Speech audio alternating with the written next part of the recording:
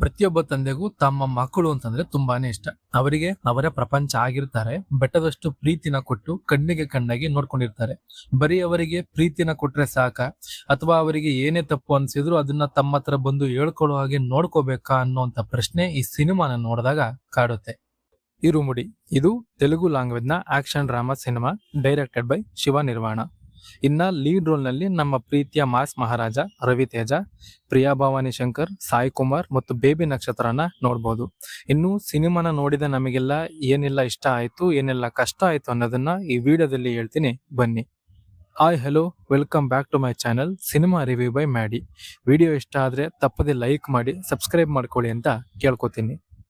ಸಿನಿಮಾದ ಪ್ಲಾಟ್ ಬಗ್ಗೆ ಹೇಳೋದೇ ಆದ್ರೆ, ತ್ರಿನಾಥ ಅನ್ನುವಂತ ರೈತ ಒಂದು ಚಿಕ್ಕ ಹಳ್ಳಿಯಲ್ಲಿ ವಾಸ ಮಾಡ್ತಿರ್ತಾನೆ. ಅವನು ಅಯ್ಯಪ್ಪನ ಭಕ್ತ ಅನ್ನೋದು ಎಷ್ಟು ಸತ್ಯನೋ ಹಾಗೆ ಆಲ್ಕೋಹಾಲ್ಗೂ ಸಹ ಅಡಿಕ್ಟ್ ಆಗಿರ್ತಾನೆ. ಆದ್ರೆ ಮಗಳು ಅಂದ್ರೆ ಪ್ರಾಣಕ್ಕಿಂತ ಹೆಚ್ಚಾಗಿ ಇಷ್ಟಪಡ್ತಿರ್ತಾನೆ. ಅವನಿಗೆ ಭಯ ಅನ್ನೋದು ಚೂರು ಇರೋದಿಲ್ಲ. ಅದೇ ರೀತಿ ಮಗಳನ್ನು ಸಹ ಬೆಳೆಸಿರ್ತಾನೆ. ಅದೇ ರೀತಿ ಮಗಳು ಸಹ ಏನೇ ಕೆಟ್ಟದ್ದು ನಡೆದ್ರು ಅದನ್ನ ತನ್ನ ತಂದೆ ಹತ್ರ ಬಂದು ಹೇಳ್ಕೊತಿರ್ತಾಳೆ. ಸೊ ಅದರಿಂದ ಅವರಿಗೆ ಏನೆಲ್ಲ ಕಷ್ಟಗಳು ಬಂದವು, ಹೇಗೆಲ್ಲ ಅದನ್ನ ಎದುರಿಸಬೇಕಾಯ್ತು, ಅದನ್ನೆಲ್ಲ ನೀವು ಸಿನಿಮಾದಲ್ಲೇ ನೋಡಿ ತಿಳ್ಕೋಬೇಕು.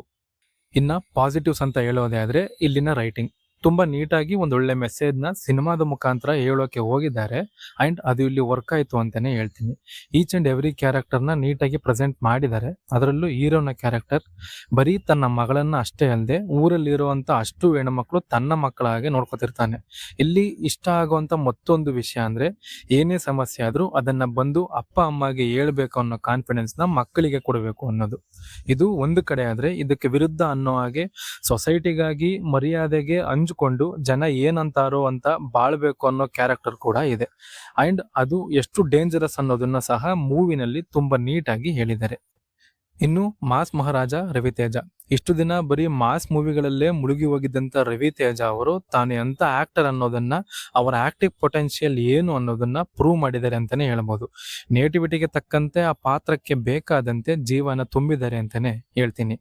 ಇನ್ನ ಮಣಿಕಂಠ ರೋಲ್ ನ ಪ್ಲೇ ಮಾಡಿರೋಂತ ಹುಡುಗಿ, ಚಿಕ್ಕ ವಯಸ್ಸಾದ್ರೂ ಆ ಮುಖದಲ್ಲಿ ತೋರಿಸೋ ಎಕ್ಸ್ಪ್ರೆಷನ್ಸ್, ಆ ಎಮೋಷನ್ಸ್ ಹ್ಯಾಂಡಲ್ ಮಾಡಿರೋ ರೀತಿ ತುಂಬಾನೇ ಚೆನ್ನಾಗಿತ್ತು ಅಂತ ಹೇಳ್ತೀನಿ. ಇನ್ನ ನೆಗೆಟಿವ್ಸ್ ಅಂತ ಹೇಳೋದೇ ಆದ್ರೆ, ಕೆಲವೊಂದು ಸಿಚುವೇಶನ್ಸ್ ಗಳಲ್ಲಿ ಕೆಲವೊಂದು ಕ್ಯಾರೆಕ್ಟರ್ಗಳು ತೆಗೆದುಕೊಳ್ಳೋ ಡಿಸಿಷನ್ಸ್ ಅಷ್ಟೊಂದು ರಿಯಲಿಸ್ಟಿಕ್ ಅಂತ ಅನ್ಸಲ್ಲ. ನಿಜ ಜೀವನದಲ್ಲಿ ಹೀಗೆಲ್ಲ ಆಗುತ್ತಾ ಅನ್ನೋ ಕ್ವಶನ್ಸ್ ಕೂಡ ರೈಸ್ ಆಗುತ್ತೆ. ಮತ್ತೆ ಇಲ್ಲಿನ ಕಾಮಿಡಿಗಳು ಮತ್ತೆ ಸಾಂಗ್ಸ್ಗಳು ಅಷ್ಟೊಂದು ವರ್ಕ್ ಆಗ್ಲಿಲ್ಲ ಅಂತ ಅನ್ನಿಸ್ತು. ಮತ್ತೆ ಮಾಲೆಯನ್ನು ಧರಿಸಿದಾಗ ಪಾಲಿಸಬೇಕಾದ ಪದ್ಧತಿಗಳ ಬಗ್ಗೆ ಅಷ್ಟೊಂದು ಕ್ಲಾರಿಟಿ ಇರಲಿಲ್ಲ. ಸಿನಿಮಾಗೆ ಬೇಕಾದಂತೆ ಅದನ್ನ ಬದಲಿಸಿದ ಹಾಗೆ ಕಾಣ್ತಿತ್ತು. ಓವರ್ ಆಗಿ ಹೇಳೋದೇ ಆದ್ರೆ, ಇದೊಂದು ಡೀಸೆಂಟ್ ವಾಚ್ ಮೂವಿ ಅಂತ ಹೇಳ್ತೀನಿ. ಇದೊಂದು ಕಮರ್ಷಿಯಲ್ ಮೂವಿ ಅನ್ನೋದಕ್ಕಿಂತ ಒಂದೊಳ್ಳೆ ಮೆಸೇಜ್ ಇರುವಂತ ಸಿನಿಮಾ ಅಂತಾನೆ ಹೇಳ್ತೀನಿ.